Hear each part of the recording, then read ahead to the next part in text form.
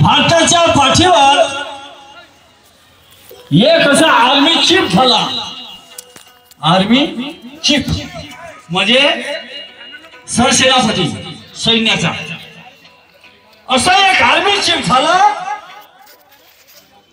की त्याने आपलं त्याची जे त्याला काय म्हणतात नोकरी आहे ते विनामूल्य नोकरी केली। त्याला पगारच मिळाला नाही, त्याला पगारच मिळाला नाही। नवे त्याचा पगार बंद करण्यात आला, त्याचा पगार बंद करण्यात आला। आणि त्याला पगार बंद करू नये या देशाची फुकट सेवा केली, मोफत सेवा केली। परंतु तो रिटायर झाल्यानंतर त्याचं जे काही वर्ष होते नोकरीचे 15-20 वर्ष जे काय असतील ते त्याच्यानंतर तो रिटायर झाला। त्यानंतर त्याला त्याचा सगळा मागपुढचा पगार देण्यात आला, मागपुढचा पगार देण्यात आला। तर तुम्हाला विचारायचं हे आहे मॅडम मला की त्याचा शेवट मध्ये रिटायर झाल्यानंतर काही वर्षानं त्याला पगार कोणा हस्ते दिला, कोणी दिला आणि किती दिला आणि तो आर्मी चीफ कोण आणि त्याचा पगार बंद करण्याचं कारण काय, कोणी त्याचा पगार बंद केला होता, एवढं तुम्हाला आपल्या राऊंड मध्ये सांगायचं आहे। पुढे मी काय म्हणतो शेवटचं करू आहे का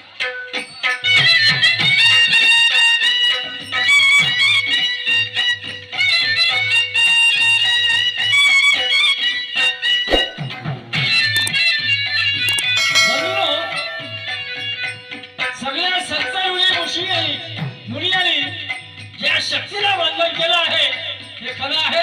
जरी स्थली काष्टी माशाली भरून उरता म्हणती ज्ञानी, पण ही वस्तू अशी आहे जे कुणाची हितगुज करत नाही, जे कुणाला पापा पुण्याची शिक्षा देत नाही, मात्र त्या शक्तीशिवाय जगातलं पाणी हलत नाही। आणि ही शक्ती आहे पंचमहाभूतामध्ये समाविष्ट, आप तेज वायू पृथ्वी आणि पाचवं ते आकाश। हे पाचही तत्व योगाने एकत्र आल्याशिवाय या जगाच्या पाठीवर कुठल्याही वस्तूचं परिवर्तन होत नाही। ही अशी शक्ती आहे आणि म्हणून संतांनी त्याला निर्गुण निराकार म्हटलं आहे। त्याला ना कोणत्या रंगामध्ये ढालता येत नाही, त्याला कुठल्या गोष्टीमध्ये सिद्ध करता येत, पण या शक्तीशिवाय जगाच्या पाठीवर कुठलीही शक्ती नाही, जिला वैज्ञानिक भाषेत निसर्ग शक्ती म्हणतात आणि वैदिक भाषेमध्ये देव ईश्वर परमेश्वर अल्लाह खुदा वगैरे असं संबोधण्यात येतं। आणि या शक्तीला प्रत्येक संत ऋषी मुनींनी वंदन केलेलं आहे। तुम्हाला सांगतो गणेशाच्याही आधी गण होता, शंकरच्या लग्नात गण पूजला गेला, सर्वांच्या लग्नात गण पूजला की मग गणेश भगवानच नव्हते तर मग गण कोणाचा पूजला असे अनेक शाहीर प्रश्न करतात। वस्तुस्थिती हे आहे की ही ती शक्ती आहे जे तुम्हाला काही सांगत नाही, तुमचं काही ऐकत नाही, पण तिच्या शिवाय कुठलीही गोष्ट जगाच्या पाठीवर होत नाही। परिवर्तन हा सृष्टीचा नियम आहे आणि यदा कदा कालांतराने ह्या 5 वस्तू जोपर्यंत एकत्र येत नाही तोपर्यंत जगाच्या पाठीवर कुठल्याही वस्तूचं घटन विघटन होत नाही। आणि मग पुढे मी काय म्हणतोय का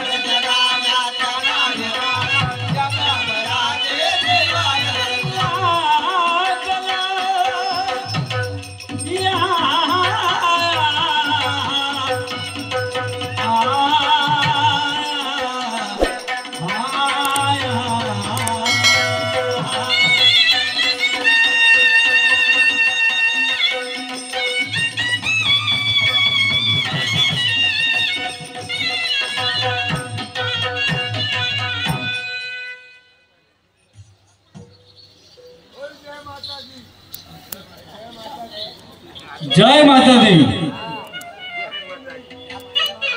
चला गण झाला, देवाची पूजा झाली। आता सर्वात मोठी पूजा म्हणजे प्रपंचाची पोटपूजा। प्रपंचाशिवाय मनुष्याचं जीवन हे अधुरा आहे। कारण तुकोबरा म्हणतात प्रपंच आणि परमार्थ, ज्याने प्रपंच करून परमार्थ साधवला तो नर जगी भला रे भला। कारण माणसाच्या जीवनाचे दोन पैलू, एक प्रपंच आणि परमार्थ। तसेच प्रपंचाचे दोन चाक, एक पत्नी आणि एक पती। आता नवरा बायको मध्ये जर समन्वय साधला जात असेल, सामंजस्य विचाराचे असतील, एकमेकांना समजून घेण्याची त्यांच्यामध्ये जर ऐपत असेल, तरच त्यांचा प्रपंच सुखाचा होत असतो। नाही तर मग सदा किटकिट असं राहते। चला, पोटासाठी अनेक लोक अनेक धंदे करतात। आम्ही सुद्धा गव्हर्नमेंट कडून लोन घेतलं, 2 गाई घेतल्या, कारण दुधाला भाव बरा आहे, 40, 50, 60 रुपयापर्यंत भाव आहे आता। आणि म्हणून शेती बरोबर जोडधंदा म्हणून आम्ही दुधाचाही धंदा करत असतो। परंतु प्रश्न इथे आला की माझी बायको, जशी माझी आजी, माझी आई आधी सकाळी उठून 4 गाव फिरून यायची, तशी माझी बायको जात नाही। तिची झोपच नाही होत 8 वाजत नाही, आणि झाली तर त्या दयाचा माटका डोक्यावर घेत नाही। काहून? का पाण्याचा गुंडस्त डोक्यावर घेतला, दयाचा माटका घेणार आहे, अशी तिची परिस्थिती आहे। म्हणून मी एक मध्यम मार्ग काढला, भगवान बुद्धासारखा। सापी बनवून लाठी बिना तुटे। माझं गाव मोठं गाव आहे, बाजारपेठेचं गाव आहे, 1000 घराची वस्ती आहे। आमच्या गावामध्ये बाजार भरतो आणि आज बाजारचा दिवस आहे, म्हणून मी स्थायिक दुकान टाकलं चौकामध्ये। तिथे दूध, दही, ताक, लोणी, तूप वगैरे सगळं काही विकतो। पण आज 12 वाजून गेले, 12:30 वाजले, बायको घराच्या बाहेरच नाही निघली। मी पाहूनच राहिलो, मग जिचा विचार आहे का नाही, काम आहे दुकानाचा असा नाही, घराकडे गेलं पाहिजे आणि बायकोला विचारपूस केली पाहिजे, का नाही गेले तू, जाऊन पाहतो घराकडे।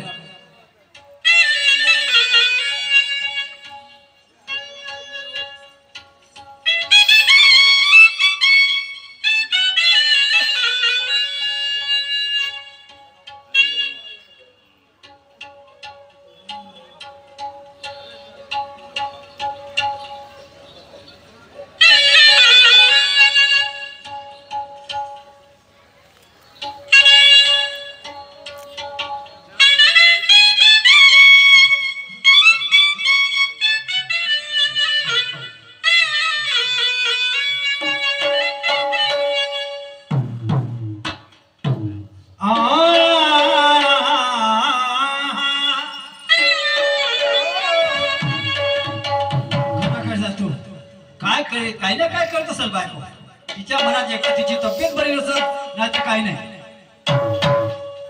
हळदीच्या रंगाने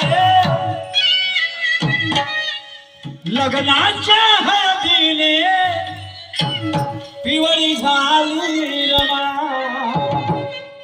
अरे लग्नाच्या हळदीने पिवळी झाली रमा, भीमरावा घरी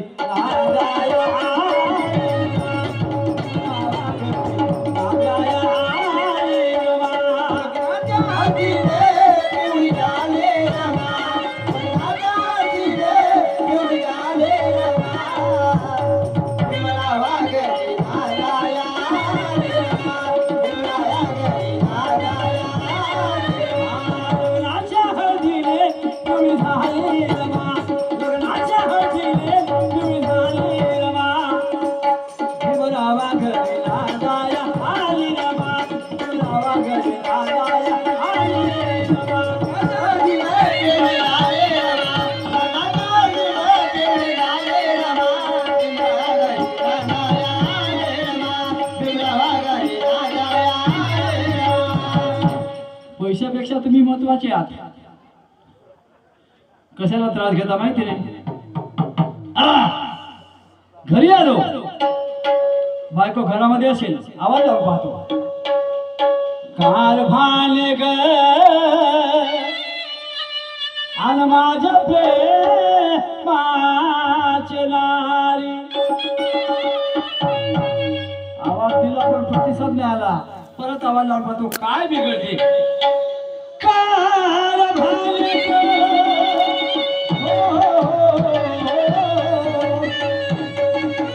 माझ्या प्रेमाचे नारी अगं शिला शिला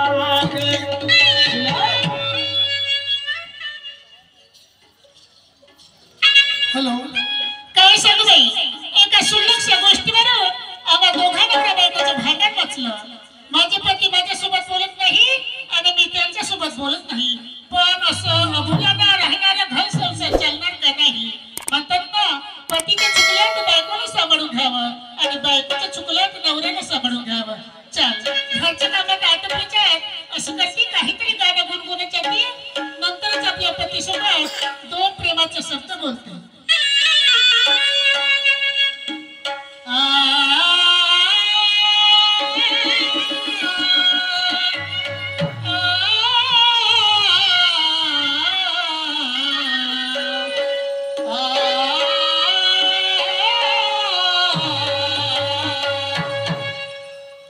चंदनाची छाया कापराची काया चंदनाची छाया कापराची काया माऊलीचा माया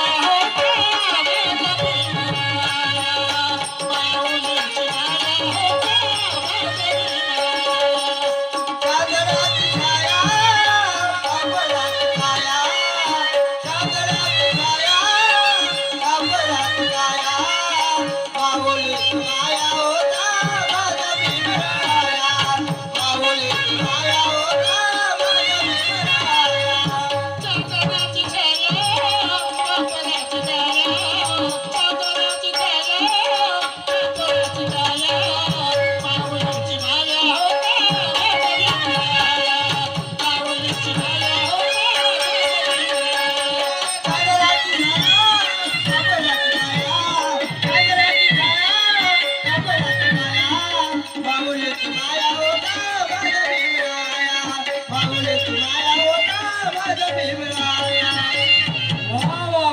बायकोला भजन पूजनामध्ये गुंतली आहे चांगला आहे आनंद आहे माझ्या इच्छावर महापुरुषांच्या विचाराचे संस्कार आहेत ही गोष्ट बरी आहे पण पोट याच्याने भरणार नाही पोट भरण्यासाठी काहीतरी काम करावं लागल शिला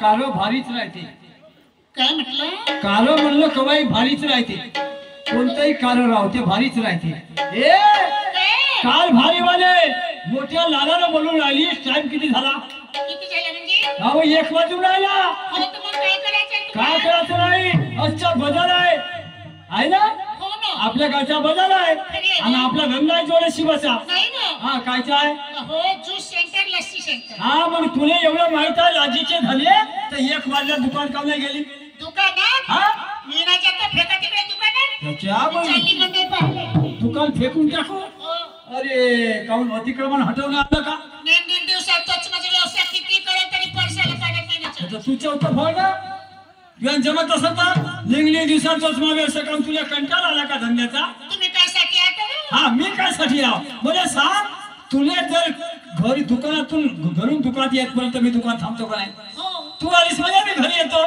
मी पुन्हा येतो मग तुला पुन्हा घरी पाठवतो बरोबर आहे असं आपल्या दोघा मिळून व्यवसाय बरोबर आहे तर मी काय रिकामा राहतो का मला कार्यक्रम राहते आता मग आज कावड्या गेली तेच तर विचार आलो हो हा मी चालली आज पाटण सांगलीला बोकडे भावना मला तर बोलावलं तमाशा बघायला येईल म्हणजे. अरे बाई म्हणजे तुला बोकडे भावने तमाशा पाहायला बोलावला पाठळ सांगे चाललीस पाटण सांगली आणि चालली. आपली पाठळ सांगे कशी होईल म्हणतो आपल्या घरची गंमत हो अहो आपल्या घरची गंमत तर रात्रीची कायची भारीची रात दिवस आहे मला राग नको आलं तुला सांगून राहिलो पहिलेच मग पारा भडकून आहे तू म्हणतेस तुम्हाला राग येते का गं? नाही मला काय राग येईल मग मला काय लागेल मी ठुकराची जा गुखाऊन पोट भरतो मला काय राग येणार बह्याल मनाची पाटण सांगे गमत पाल झालं म्हणते मला सांग आपल्या घरची गमत कवा होईल आपल्या घरची गमत रात्रीची आहे. कायची राज्य साहेब 15 दिवस झाले समजलं का कार्तिक पासून आपल्या घरची गंमतच नाही झाली. तू घरी होतीस का? हो मी गावी गेली होती. हा गावी गेलतीस ना मग आता आलीस तर आता म्हणते सकाळी उठून म्हणते पाठ सांगून चाललो मग गंमत कोणा संग होणार आहे? मला नको सांगा गमत ना फक्त हा. मी पाटण सांगी चालली आणि एक काम करा मला 500 रुपये टिकतील देऊन द्या. तुले 500 रुपये नाही हो. तुले 500च्या ठिकाणी 500 जोडे मारतो आणि ते पाठण सांगी घरीच बोलतो कशासाठी ना? त्या बहीण मग वारे बायको औषध छान लाता खा अहो माणसं हॅलो. म्हणते, हॅलो हॅलो बर मी काय बोलू राहिलो? अहो माणसं म्हणते हा बाईला लक्ष्मी आहे म्हणते तुम्ही जोडे मारतो म्हणते कसं? अहो बाई लक्ष्मी केव्हा राहते जेव्हा सावित्रीबाईनं महात्मा फुलेच्या खांद्याला खांदा लावून सहकार्य केलं संसार केला मानशील ना हो ना रमाईने बाबासाहेबांच्या खांद्याला खांदा लावून संसार केला मान्य आहे का? खरी आहे. त्याला म्हणते लक्ष्मी नवरा कळलं बायको झोपत त्याला तुला लक्ष्मी म्हणते का? नाही तुझी मला कालीच तर लक्ष्मी लक्ष्मीच्या सारखं थुतर तरी पाहिजे कामही पाहिजे कार्य पाहिजे माणसाचं. मी म्हणून राहिलो आजचा बाजारचा दिवस आहे आज विक्रा चांगला होईल अशी माझी इच्छा आहे म्हणून म्हणतो आजच्या दिवस बाजाराचा उद्या जातो मंडळी पाहिले ढालगाव खेळलेले आजच्या दिवस मी चालली हा. आजच्या दिवस दुकानात नाही आजच्या दिवस तुम्ही चालले मी म्हणजे मग मला सांग दुकानात कोणाला पाठवू एखादी बाई करा किरायाची. बाई करू का किरायाची काय रे किरायाची पाहतो मी सारी पुरीच करून घेतो साडी पुरी हा. कशी कशी करून द्याल बरोबर दुसरी बायको करतो तुझ्या छातीवर तुझ्या डोक्यावर बसाले तुमच्या डोक्याला केस नाही तू का हजामत करशी का टकली करशी नाही वाली पुरीची अटी करीन बिरसा. भयार बेलने अहो पहिले तुझ्या माय बाबाला विचार तुझ्या माय बाबाला तुला का सलाम दिला का साबण सांगितलं मैं बाहर आया हूँ बाहर गाँव आज नहीं आऊंगा मैं मुले फिर दो म्हणे बाहर आया हूँ मैं आज नहीं आऊंगा नाव कमवणं एक दिवस गेला काय होते हो ठीक आहे नहीं आज आऊंगा नहीं मैं नाइट में भी नहीं आऊंगा माझी गोष्ट ऐकशील का सांगा ना. तुम्हाला जाऊ देतो बाहर आया हूँ आपल्याला पोरं किती आहे हो आपल्याला 2 मुलं आहेत. आहे ना 2 पोरं एक लहान आहे दुधावरचं आणि एक आहे थोडस मोठं एक छोटा आणि एक मोठा. आहे ना तर दुधावरच्या पोराला आपल्या संग घेऊन जा आणि मोठ्या पोराला घरी राहू दे मी मोठ्या पोराला नाही नेत हा. आणि छोट्या पोराला नाही नेत. दोघा जणाला घरी ठेवून एकटी चालली मी. तू एकटी आता भटक भवाने हो. अशी चाली मटकत मटकत हा पावडर लाली ओटा काय म्हणते पावडर घालीन ओठाले लाली आणि ते शिंग काढले म्हशीचे 2 हो ते घेते दोघांचे वाचे जीव तू कशी मग साठा सांगते का होतं शिंग याला काय म्हणते हे काय हे हा शिंग नाही होतं का हो ही माझी मस्ती अहो ते फॅशन नाही फसन होय फसन म्हणून तो आसाराम सारखे फसले हे बैताळी नाही हो. तू बोलायला यायला नाही नाही दुधावरच्या मला सांगते दूध मागण्याचा गोष्ट देईन रडलं म्हणजे हा रडलं म्हणजे तुम्ही दूध पाहिजे त्याला. आव हो पण जे बस बायको आहे, मी दूध पाजीन हो मला सांग कारखाना तुझ्या जवळ मी कोणतं दूध पाजीन हो तसं नाही सांगू तुम्हाला. हा आपल्या घरात जर्सी गाय आहे ना हो ते कोणाच्या बाजारातून घेऊन आणली. हा तिचे दूध काढायचं आणि ते बोलायला पाहिजे गॅसवरती गरम करायचं. हो गरम ना नरम मला नको सांगू त्या गाईचं दूध पाजी का पोराले हो मला सांग पोट तुले झालं का गायले झालं हो मला झालं. हा आणि जर्सी गाय ठेका घेतला हिच्या पोराला दूध पाजायचा केवढी होय दिमागाची बायको जर्सी गायचं दूध पाजा म्हणते हे बैताळी मी त्या जर्सी गायचं की नाही पाजत बाळाला अंगावरचं म्हणजे मायचं दूध हे अमृत असते बाळासाठी म्हणून मायनं बाळाला आपल्या दुधात पाजलं पाहिजे माझ्या घराची कौशल्यबाई काय म्हणे हे कौशी धालगावाली हो का म्हणे शिला म्हणे हा. जास्त पोराला दूध पाजला तर बाईचं सौंदर्य कमजोर. या खाण्यात माती पडो तिच्यानं तुया हे बैताळी हाच विचार जर राजमाता जिजाने केला असता तर या देशाला समजलं का या देशाला स्वराज्य संस्थापक शिवाजी मिळाले नसते मिळाले असते काय नाही, हाच विचार बाबासाहेबांच्या आईने केला तर भीमाईनं या देशाला घटनाकार मिळाला असते काय नाही भाऊ. हा म्हणून म्हणतो बाळासाठी आईचं दूध अमृत असते बाईने आपल्या अंगाचं दूध पाजा कमी पाजा पण पाजा अंगाचं दूध पाजा समजलं काय त्याचा तो अधिकार आहे जन्मसिद्ध अधिकार आहे तुझ्या दुधावर माझ्या मुलाचा ऐक नाही ते तर आहे. हा म्हणून मी 2 गोष्टी सांगतो तुला ऐकून पाय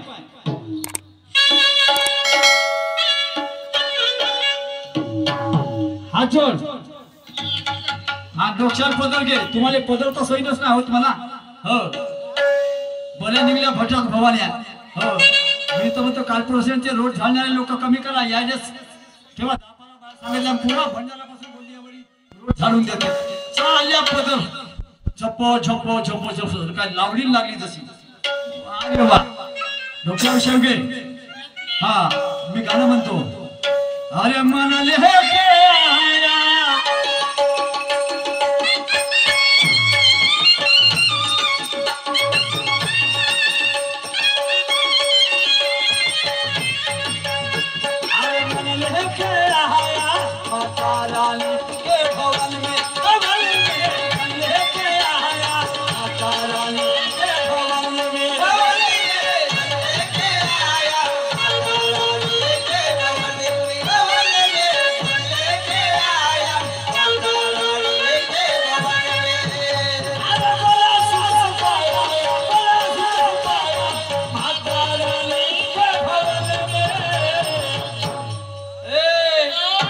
डोक्यावर बसली तू एक ना पुन्हा एक जण आहे काय बसली कोण बसली पुन्हा तू एक आहे ना पुन्हा एक जण आहे म्हणतो सांगू का नाव सांगा सांगा अगं डोक्यावर बसली आजकालची महागाई महागाई डोक्यावर बसली आजकालची महागाई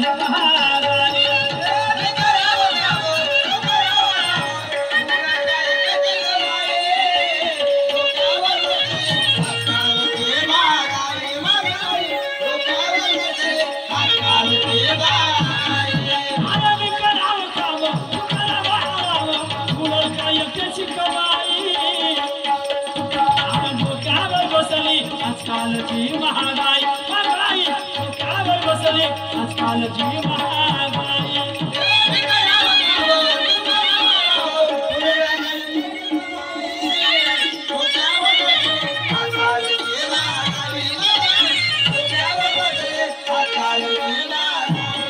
अरे मी करावं काम तू करावे आराम पुरण काय एकट्याची कमाई डोक्यावर बसली आजकालची महागाई बसली का नाही 1000 रुपये घेऊन जाशील तर थैलीवर भाजीपाला नाही येत आहे ना म्हणून म्हणतो पोराचं शिक्षण पा सरकारी शाळा बंद याच्या भोसर भावच्या शाळा चालू घे लाखाला डोनेशन घे ना KG1 KG2 च्या पोराला लाख रुपये लागते शिकवाले आणि इकडून तिकडून शिकवलंय समजा त्याला पदवीधर बनवलं कोणती ट्रेनिंग दिली तर त्याला नोकरी भेटेल याची काही गॅरंटी नाही मग काय करशील कसं जीवन जगशील हा विचार तुला ना मला करणे आहे आणि म्हणून मी काय म्हणतोय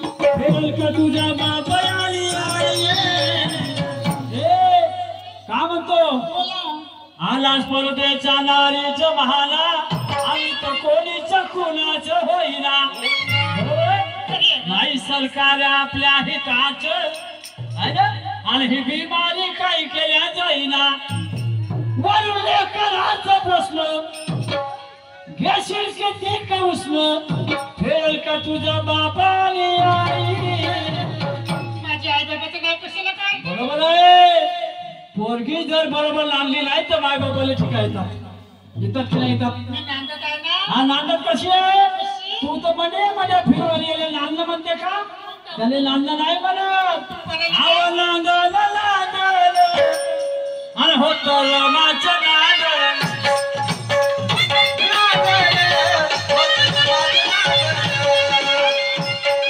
गुणाच्या संसारी कसं टिकून चालल गुणाच्या संसारी कसं टिकून चालल